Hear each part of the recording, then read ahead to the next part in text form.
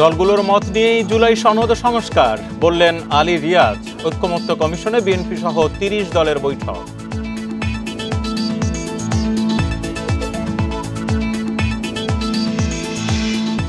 শেখ হাসিনা সহ ৭ জনের বিরুদ্ধে ট্রাইব্যুনালে গুমের অভিযোগ সালাউদ্দিনের। বিএনপি ক্ষমতায় গেলেও বিচার চলবে।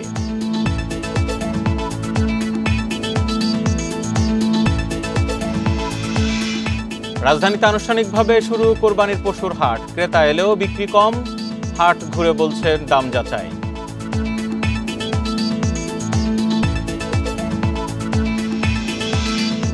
বৃষ্টি ও ঢলে সিলেটে কুশিয়ারা নদীর বাঁধের ৩ জায়গায় ভাঙন, আশপাশের গ্রামে প্লাবনের শঙ্কা।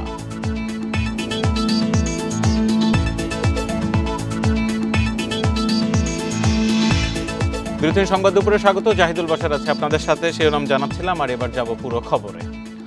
সংবিধানের ৭০ অনুচ্ছেদ সংশোধন, জাতীয় সংসদের স্থায়ী কমিটির সভাপতি বিরোধী দল থেকে নেয়া, তত্ত্বাবধায়ক সরকারের মেয়াদ ৪ মাস এবং সে সময় জাতীয় স্থানীয় নির্বাচন সম্পন্ন করা সহ ৪টি বিষয় নিয়ে রাজনৈতিক দলের সঙ্গে বৈঠক করছে জাতীয় ঐক্যমত্য কমিশন। ফরেন সার্ভিস একাডেমিতে সকাল ১১টায় এই আলোচনা শুরু হয়। এতে অংশ নিয়েছে বিএনপি, জামাত সহ ৩০টি রাজনৈতিক দল। শুভেচ্ছা বক্তব্যে জাতীয় ঐক্যমত্য কমিশন সহ সভাপতি অধ্যাপক আলী রিয়াজ বলেন, জুলাই সনদের ক্ষেত্রে সবাইকে একটি ঐক্যমত্যে পৌঁছাতে হবে। তিনি বলেন, ঐক্যমত্য কমিশন কতগুলো মৌলিক সংস্কারের ব্যাপারে ঐক্যমত্য প্রতিষ্ঠার প্রচেষ্টা চালিয়ে যাচ্ছে। কিছু বিষয়ে একমত হয়েছে, কিছু বিষয়ে রাজনৈতিক দলগুলোর সঙ্গে আরও আলাপ আলোচনা করতে হবে। এরই ধারাবাহিকতায় জুলাইয়ের মধ্যে একটি নাগরিক সনদ প্রণয়ন করা যাবে।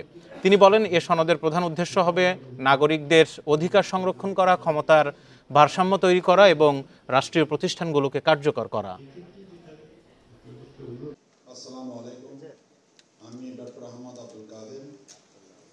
সম্মতির ভিত্তিতেই চাই, এটা তো কমিশনের একার সিদ্ধান্ত নয়, আপনাদের সকলের সম্মতি থাকলে আমরা সেভাবে সেটাকে অন্তর্ভুক্ত করব। তো এবং সেইটুকু আমরা অর্জন করতে চাই আগামী যেই এই পর্যায়ের আলোচনা সেটাতে। আন্তর্জাতিক অপরাধ ট্রাইব্যুনালে নিজের গুমের অভিযোগ জমা দিলেন বিএনপি স্থায়ী কমিটির সদস্য সালাউদ্দিন আহমেদ। এতে প্রধান আসামি করা হয়েছে সাবেক প্রধানমন্ত্রী শেখ হাসিনাকে। সকালে আন্তর্জাতিক অপরাধ ট্রাইব্যুনালে অভিযোগ জমা দেন বিএনপির এই নেতা। এর আগে গত 15 অক্টোবর তিনি গুম সংক্রান্ত কমিশনে অভিযোগ জমা দিয়েছিলেন। ট্রাইব্যুনালের চিফ প্রসিকিউটরের কার্যালয়ে দাখিল করা অভিযোগে আসামি করা হয়েছে 7 জনকে। শেখ হাসিনা ছাড়া অন্য আসামিরা হলেন সাবেক স্বরাষ্ট্রমন্ত্রী আসাদুজ্জামান খান কামাল, সাবেক আইজিপি বেনজির আহমেদ ও একেএম শহীদুল হক, জিএমপির সাবেক কমিশনার আসাদুজ্জামান মিয়া, পুলিশ কর্মকর্তা মনিরুল ইসলাম ও অবসরপ্রাপ্ত সেনা কর্মকর্তা জিয়াউল হাসান। অভিযোগ দায়ের শেষে সালাউদ্দিন আহমেদ বলেন, তথ্য উপাত্ত সংগ্রহ করতে কিছুটা সময় লেগেছে। এ সময় তিনি বলেন, সরাসরি বিচার কাজ সম্প্রচার করা ইতিবাচক পদক্ষেপ। 2015 সালে সালাউদ্দিন আহমেদ নিখোঁজের 61 দিন পর ভারতের শিলংয়ে পাওয়া যায় তাকে। এরপর প্রায় 10 বছর তিনি ভারতেই ছিলেন। এখানে প্রাথমিকভাবে 7 জনকে আসামি করেছি। শেখ হাসিনা সহ স্বরাষ্ট্রমন্ত্রী তৎকালীন সহ আরও যারা র্যাবের এবং পুলিশের যারা জড়িত ছিল তাদের সবাইকে। আমরা আশা করি এই বিচারিক প্রক্রিয়া চালু থাকবে এবং আন্তর্জাতিক মহল আর দেশের অভ্যন্তরে সবাই যেন এটা দেখতে পায় যে একটা সুবিচার নিশ্চিত হচ্ছে, এখানে কোনো পক্ষপাত করা হচ্ছে না। শেখ হাসিনার আদালত অবমাননার অভিযোগে আন্তর্জাতিক অপরাধ ট্রাইব্যুনালে পরবর্তী শুনানি ও আদেশ 19 জুন। এর আগে শেখ হাসিনাকে 3 জুন ট্রাইব্যুনালে হাজির হওয়ার জন্য বহুল প্রচারিত 2টি জাতীয় পত্রিকায় বিজ্ঞপ্তি প্রকাশ করা হয়েছিল। গাইবান্ধার গোবিন্দগঞ্জ উপজেলার সাবেক চেয়ারম্যান শাকিল আকত বুলবুলের সঙ্গে ফোনে জুলাইয়ে গণঅভ্যুত্থানের ঘটনার মামলা নিয়ে কথা বলেন শেখ হাসিনা।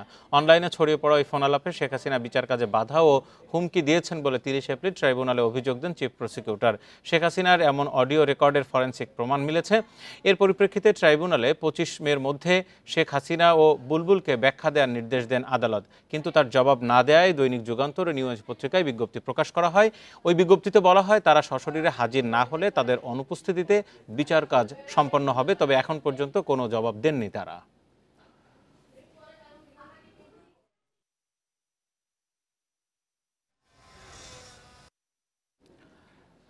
বেঁধে দেওয়ার সময় পেরিয়ে গেলেও শেখ হাসিনার দোসর 44 আমলাকে অপসারণ না করায় মার্চ টু সচিবালয় কর্মসূচি পালন করেছে জুলাই ঐক্য। সকাল 11:30টায় ঢাকা বিশ্ববিদ্যালয়ের রাজু ভাস্কর্যের সামনে থেকে ছাত্র জনতাকে নিয়ে জুলাই অভ্যুত্থানের নেতৃত্ব দেওয়া সংগঠনগুলো মিছিল নিয়ে সচিবালয় অভিমুখে যাত্রা শুরু করে। শিক্ষা ভবনের সামনে পুলিশের ব্যারিকেডের মুখোমুখি হন তারা। পরবর্তীতে 5 জনের প্রতিনিধি দলকে সচিবালয়ে ঢুকতে দেওয়া হয়। এর আগে সোমবার গণমাধ্যমে পাঠানো এক প্রেস বিজ্ঞপ্তিতে এই কর্মসূচি পালনের ঘোষণা দেন জুলাই ঐক্যের অন্যতম সংগঠক ইসরাফিল ফরাজি। তার দাবি, কিছু আমলা সংস্কারমূলক আইনের বিরুদ্ধে প্রকাশ্যে অবস্থান নিচ্ছেন, যা জুলাই বিপ্লবের চেতনার পরিপন্থী। এর নেপথ্যে ভারতের কৌশলগত প্রভাব রয়েছে।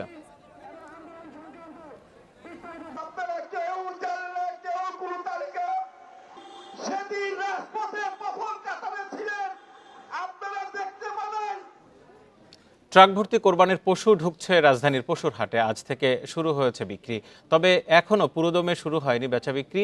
শেষ সময়ে হাটের ভিড় এড়াতে আগে ভাগেই পশু কিনছেন অনেকেই। দাম নিয়ে রয়েছে ক্রেতা বিক্রেতাদের মিশ্র প্রতিক্রিয়া। রাজধানীর দিয়াবাড়ি কোরবানির পশুর হাট। এরই মধ্যে নির্ধারিত হাটে সীমানা ছাড়িয়ে রাখা হয়েছে কোরবানির পশু। এখনও বিভিন্ন জেলা থেকে আসছেন ব্যবসায়ীরা। অন্যান্য হাটগুলোতেও কোরবানির পশুর আশানুরূপ সরবরাহ রয়েছে। ঈদের বাকি 4 দিন ক্রেতারা হাটে আসতে শুরু করলেও বিক্রি কম। এখন অনেকে বিভিন্ন হাট ঘুরে দাম যাচাই করছেন, অনেকে আবার শেষ সময়ের ভিড় এড়াতে গরু আগেভাগেই কিনে ফেলছেন। 3টে গরু নিলে 1টা গরু দিচ্ছি, বেচেছি, আর 2টা আছে। 2টা এডে বেচছি 1,51,000। এ নিয়ে হাসিল ঘরে হাসিল করতে আইছি। খোঁজখবর নিচ্ছিলাম, দেখলাম যে মনে ধরলো, কমের মধ্যে পাইলাম, কিনে নিলাম। ব্যবসায়ীরা বলছেন গত বছরের চেয়ে বাড়েনি কোরবানির পশুর দাম। সামান্য লাভে পশু বিক্রি করতে হচ্ছে তাদের। মোটামুটি 15টা গরু নিয়েছি, 3টা বিক্রি হয়েছে। 300 করে বিক্রি করছি। একটা করছি 300, একটা করছি 315, আর 12টা আছে। আমি গত বছরের চাই বছরে ভালো আল্লাহ দিলে আমরা যেটা বাজারে যা পাইছি, আমি 7,40,000 টাকার গরু 3টা গরু বিক্রি করেছি। আমি 8টা গরু নিয়ে এসেছিলাম, 4টা বিক্রি করেছি। মোটামুটি যান বাঁচা গেছি, এই বছরের গতি হিসাবে ভালো আর কি।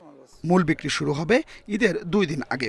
বছর মনে হয় যে একটু গরুর দামটা একটু ঢিলই আছে এখন পর্যন্ত। কালকে পশু বাজার কি হয় বলা যাচ্ছে না, তো এখনো তো মানুষ এত কয়টা আসে নাই। কাস্টমারে আগে বহুত আসে খালি দেখে থিয়ে চলে যায়। ওরা দাম বলে না সহজে। মানে একটা গরুর দাম যদি 4 লাখ হয়, বলে 3 লাখ। পছন্দ হয়েছিল, কথা হচ্ছে। তবে যেটা হচ্ছে কি, একটা যদি গ্যাপটা যদি ওনাদের সাথে আমাদের কম থাকতো তাহলে নেওয়াটা সহজ হতো। ওনারা আসলে কি অনেক বেশি একটা দাম চেয়ে বসেন। এদিকে ক্রেতা বিক্রেতাদের আর্থিক নিরাপত্তায় হাটে রাখা হয়েছে ব্যাংকিং সুবিধা। অন্য যে কোনো ব্যাংকের অ্যাকাউন্টদারেরা আসলে আমাদের যারা ব্যাপারী আছে বিভিন্ন জায়গা থেকে আসছেন, তাদের এই যে গরু বিক্রির টাকাটা, এটা আমরা এখানে ডিপোজিট নিব। তার যে কোনো ব্যাংকে অ্যাকাউন্ট থাকতে পারে, সেই অ্যাকাউন্টে আমরা ইনস্ট্যান্ট পাঠিয়ে দেব এবং উনি মেসেজ পেয়ে যাবেন। উনি নিশ্চিত থাকবেন ওনার টাকাটা ওনার খাতায় ক্যারি করতে হবে না। এবছর ঢাকার 2 সিটিতে 16 হাটে কোরবানির পশু বিক্রি হবে। বেচা বিক্রি চলবে 7 জুন পর্যন্ত। Adilur Rahman, independent news, Dhaka. কোরবানির পশুর হাটের আরও খবর জানাতে রাজধানীর মিরপুর থেকে আমাদের সাথে রয়েছেন সহকর্মী আদিলুর রহমান। আদুল, কোরবানির সময় যত আসবে তত গরুর সংখ্যা যেমন বাড়বে, ক্রেতা বিক্রেতার সমাগম বাড়বে। আজকের কি অবস্থা জানাবেন? আর একটু দামের যদি তুলনা করি গত বছরের সাথে, এবার কি বলবেন?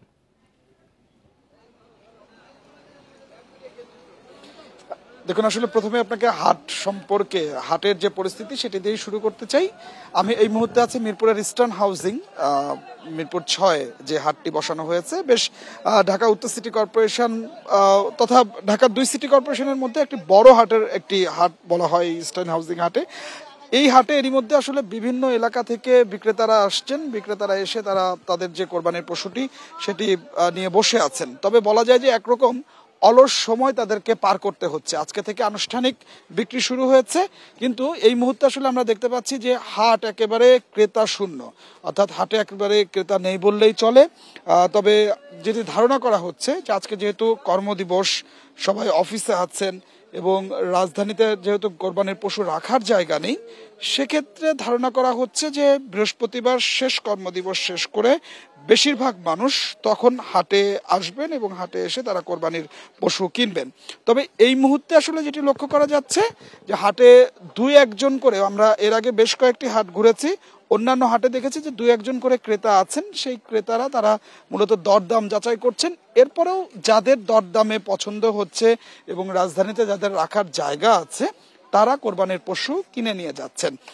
দরদামের বিষয় যেটি আপনি আমাকে বললেন যে যদি গত বছরের তুলনা করি, গত বছর এখন পর্যন্ত যে কোরবানির পশুগুলো বিক্রি হচ্ছে তাতে ক্রেতা যারা কিনছেন তারা সন্তুষ্টির কথাই জানিয়েছেন। অন্যদিকে বিক্রেতা যারা আছেন বিক্রেতারা বলছেন গত বছরের চেয়ে এবছর কোরবানির পশুর দাম তারা সেইভাবে আসলে পাচ্ছেন না। গত 1 বছর তাদের লালন পালনে যে ব্যয় হয়েছে, গোখাদ্যের দাম যেভাবে আসলে বেড়েছে সেইভাবে কোরবানির পশুর দামটি এবছর বাড়েনি। ক্রেতা যারা এখন পর্যন্ত কিনেছেন তাদের মধ্যে আমরা সন্তুষ্টি দেখেছি, তবে যারা দরদাম যাচাই করছেন তাদের কাছে আমরা বাড়তি দামের অভিযোগটি আসলে পেয়েছি। তারা বলছে যে এখন পর্যন্ত কোরবানির ব্যবসায়ী যারা আছেন, পশু ব্যবসায়ী যারা আছেন তারা কোরবানির পশু ছাড়ছেন না। তারা হয়তো বা আরো 1 দিন বা 2 দিনের অপেক্ষা করছেন যে তারা দাম বেশি পান কিনা। এটি আসলে স্বাভাবিক ব্যাপার, যেহেতু আসলে হাটের এখনো 4 দিন ঈদের বাকি আছে। তো সব মিলিয়ে যেটি আসলে বলা যায় যে কোরবানির পশুর হাট জমজমাট বলতে যেটি আসলে বোঝায় যে ক্রেতা বিক্রেতাদের হাক ডাকে একেবারে মুখর অবস্থার মধ্যে থাকে, ক্রেতাদের ভিড়ে হাটে পা ফেলার জায়গা থাকে না, সেই পরিস্থিতি এখন পর্যন্ত রাজধানীর কোনো হাটেই তৈরি হয়নি।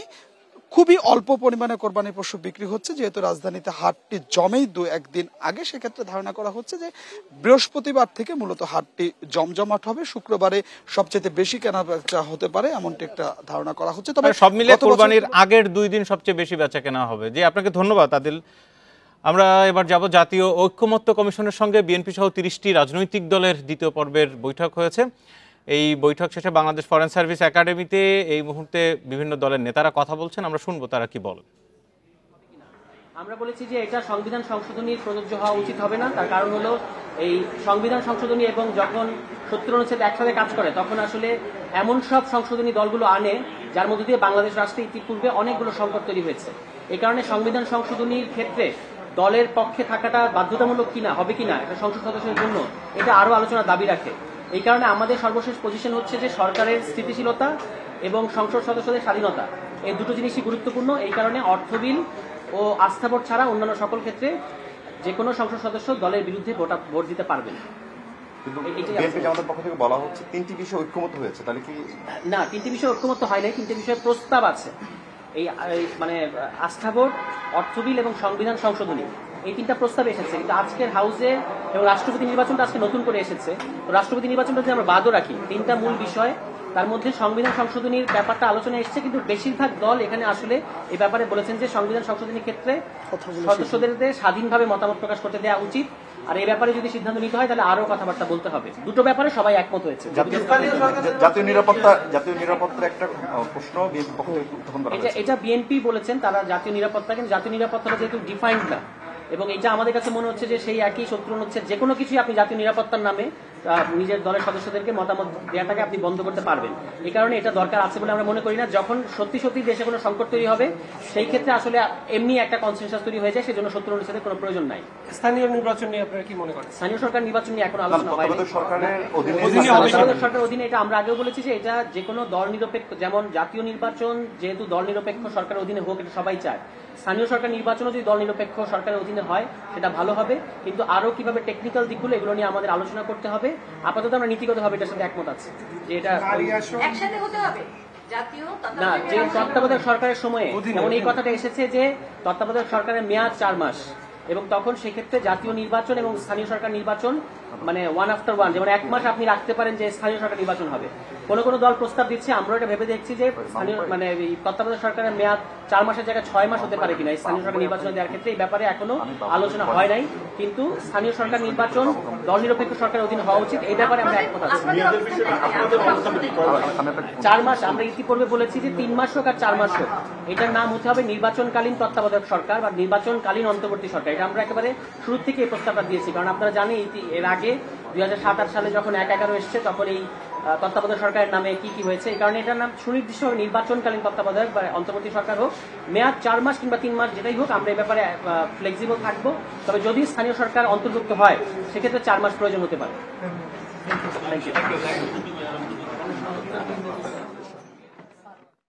ফরেন সার্ভিস একাডেমিতে ঐক্যমত্য কমিশনের বৈঠক শেষে সেখানে কথা বলছিলেন এনসিপির নেতারা, আমরা শুনছিলাম তাদের বক্তব্য।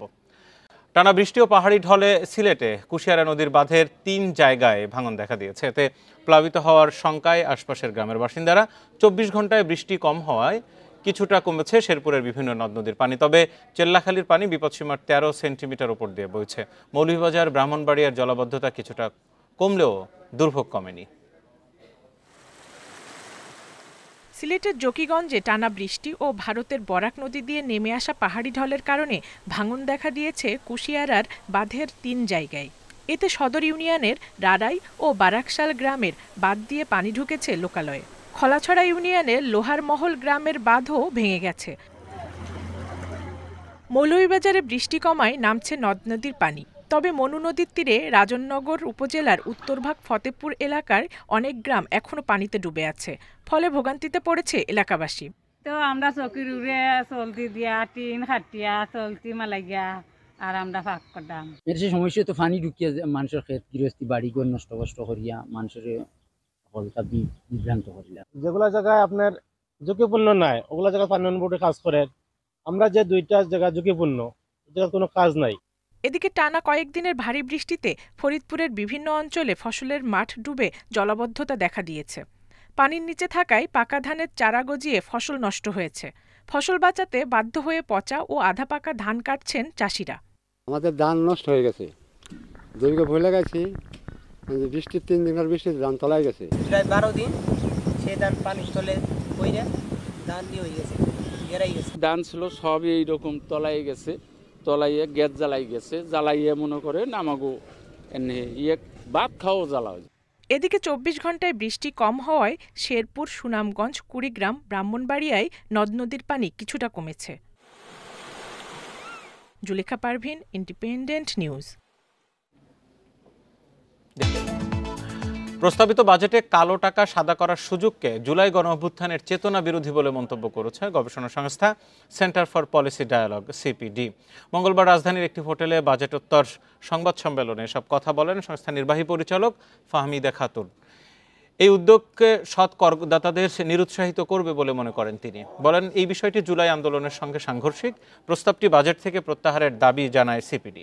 সংস্থাটি জানায়, প্রস্তাবিত বাজেটে বেশ কিছু ইতিবাচক দিক থাকলেও সামগ্রিকভাবে চলমান অর্থনৈতিক সংকট আমলে নেওয়া হয়নি। এ সময় কর্মসংস্থান বাড়াতে বাজেটে বরাদ্দ অনেক কম দেওয়া হয়েছে বলে জানান গবেষকরা। এছাড়া বিদ্যুতের বরাদ্দ কমিয়ে গ্যাস উত্তোলনে বরাদ্দ রাখাকে ভালো উদ্যোগ হিসেবে মনে করেন তারা। মূল্যস্ফীতি বিবেচনায় করমুক্ত আয়সীমা বাড়ানোর পরামর্শ দেয় সিপিডি। যারা সৎ করদাতা, সৎ আয়ভাবে আয় করে তাদের প্রতি একটা অনুৎসাহ হিসাবে কাজ করে এবং তাদের যে নৈতিকতার উপরে একটা আঘাত হিসাবে আমরা মনে করি এবং এটা আমরা প্রস্তাব করছি যে এটা যাতে উইথড্র করা হয়। এবং আরেকটা বিষয়, এটার মাধ্যমে হচ্ছে যে বৈষম্য সৃষ্টিরও একটা হাতিয়ার। 2025-26 অর্থ বছরের বাজেটে রিটার্ন জমার প্রমাণপত্র দাখিলের বাধ্যবাধকতায় কিছু পরিবর্তন আনা হয়েছে। ফলে 10 লাখ টাকা পর্যন্ত সঞ্চয়পত্র কেনায় আয়কর রিটার্ন জমার প্রমাণপত্র দেখাতে হবে না। এছাড়া ক্রেডিট কার্ড নেয়ার সময়ও ট্রেড লাইসেন্স নিতে রিটার্ন জমার প্রমাণপত্র লাগবে না। এতদিন 46টি সেবায় রিটার্ন জমার প্রমাণপত্র দেখানোর বাধ্যবাধকতা ছিল। এই 46 সেবার মধ্যে এখন সিটি কর্পোরেশন বা পৌরসভা এলাকায় নতুন ট্রেড লাইসেন্স নেয়া, ক্রেডিট কার্ড নেয়া ও নবায়ন, 5 লাখ টাকার বেশি পোস্ট অফিস সঞ্চয়ী হিসাব খোলা এবং মালিকানা পরিবর্তন বা ফিটনেস নবায়ন সহ 11 ধরনের সেবা নিতে রিটার্ন দাখিলের প্রমাণপত্র দেখাতে হবে না। শুধু টিআইএন সিস্টেম জেনারেটেড প্রত্যয়নপত্র দাখিল করলেই হবে।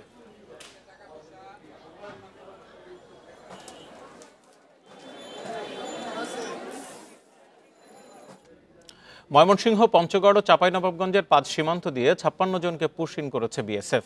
তাদের আটকের পর পরিচয় নিশ্চিতে কাজ করছে বিজিবি। চাঁপাইনবাবগঞ্জের ভোলাহাটের চানশিকারি সীমান্ত এলাকায় ভোরে সন্দেহভাজন 8 জনকে জিজ্ঞাসাবাদ করে বিজিবি সদস্যরা। পরে তাদের নেওয়া হয় ক্যাম্পে। ময়মনসিংহের হালুয়াঘাট ও ধোবাউড়া সীমান্তে পুশ-ইন করা 22 জনের মধ্যে 12 জন নারী ও 2টি শিশু। আটক 22 জনের পরিচয় নিশ্চিতে কাজ চলছে।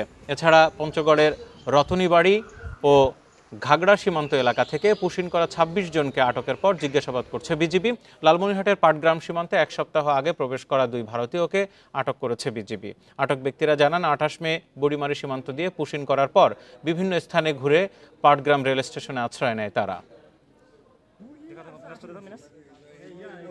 এখন অবৈধভাবে যে তাদেরকে পুষণের ঘটনাটা ঘটেছে এটা আমরা গতকাল রাতেই মানে আজকে ভোর রাতেই আমি বিএসএফকে একটা প্রতিবাদ লিপিও পাঠিয়েছি, তাদেরকে মেসেজও পাঠিয়েছি এবং তাদেরকে আবারও আমরা বলেছি যে অবৈধভাবে যেন তারা না পাঠায়। যদি বাংলাদেশি হয়ে থাকে অবশ্যই তাদেরকে আমরা ফেরত নেব, আমরা ঠিকানা ভেরিফাই করে নেব, আমরা নিশ্চিত হয়ে। অপারেশন সিঁদুরের পর 2000 জনকে বাংলাদেশে ফেরত পাঠিয়েছে ভারত। সোমবার এই তথ্য দিয়েছে দেশটির গণমাধ্যম দ্য ইন্ডিয়ান এক্সপ্রেস। প্রতিবেদনে বলা হয়েছে এসব ব্যক্তি অবৈধভাবে ভারতের বিভিন্ন রাজ্যে বসবাস করছিলেন। সীমান্তবর্তী রাজ্য ত্রিপুরা, মেঘালয় ও আসাম ছাড়াও অভিযান চালানো হয়েছে গুজরাট, হরিয়ানা, দিল্লি, মহারাষ্ট্র ও রাজস্থানে। সবার আগে সবচেয়ে বেশি অবৈধ বসবাসকারী ফেরত পাঠিয়েছে গুজরাট। 2000 অবৈধ অভিবাসীর অর্ধেকই ওই রাজ্যের, যাদের ফেরত পাঠানো হয়েছে এবং যারা সীমান্তে অবস্থান করছেন তাদের সবাইকে বাংলাদেশি বলে দাবি করছে ভারত। দেশটির স্বরাষ্ট্র মন্ত্রণালয়ের নির্দেশে এই অভিযান চলছে।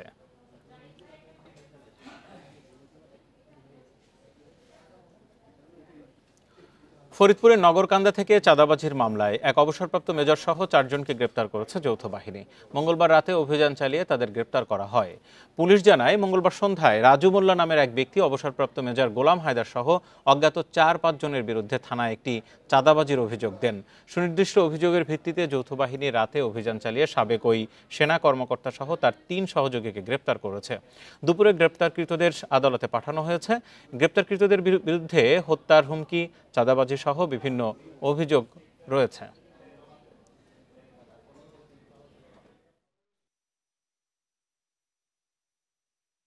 একটা রেগুলার চাঁদাবাজির মামলা হয়েছিল এবং মেজর হায়দার সাহেব এবং ফরহাদ দুজন এজাহারকারী এবং আসামি এবং সাথে অজ্ঞাত 4-5 জন ছিলেন এবং স্পেসিফিক মামলা এবং আসামির ভিত্তিতে তাকে গ্রেপ্তার করা হয়েছে। গাজীপুরের কালিয়াকোট থেকে জাল নোট তৈরির অভিযোগে রিয়াজ হোসেন নামে এক যুবককে আটক করেছে র্যাব। এ সময় তার কাছ থেকে জাল টাকা তৈরির মেশিন ও 10,06,000 টাকার জাল নোট জব্দ করা হয়। সকালে র্যাব 4-এর পক্ষ থেকে এক সংবাদ বিজ্ঞপ্তিতে এই তথ্য জানানো হয়। ওই বিজ্ঞপ্তিতে আরও বলা হয়, আটক রিয়াজ নিজ বাড়িতেই জাল নোট ছাপাতো, পরে সামাজিক যোগাযোগ মাধ্যম ব্যবহার করে বিভিন্ন অনলাইনে গ্রুপে চাহিদা মাফিক এসব নোট বিক্রি করে আসছিল। পরে গোপন সংবাদের ভিত্তিতে মঙ্গলবার রাতে উপজেলার ভান্নারা বেলতলা এলাকায় অভিযান চালিয়ে নিজ বাড়ি থেকে তাকে আটক করে র্যাব।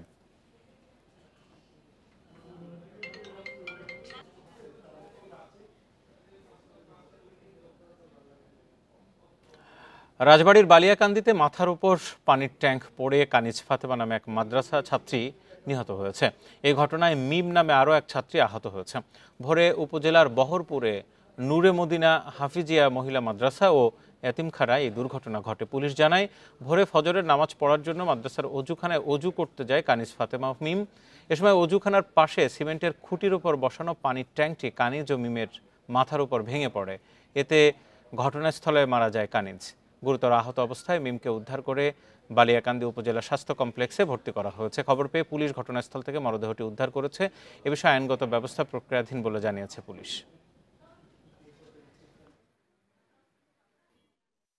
বিরতিহীন সংবাদ দুপুর আজ এ পর্যন্ত। এতক্ষণ সাথে থাকার জন্য ধন্যবাদ। ফেসবুক, ইউটিউব আর এক্স অ্যাকাউন্টে আরও অনেক সংবাদ রয়েছে।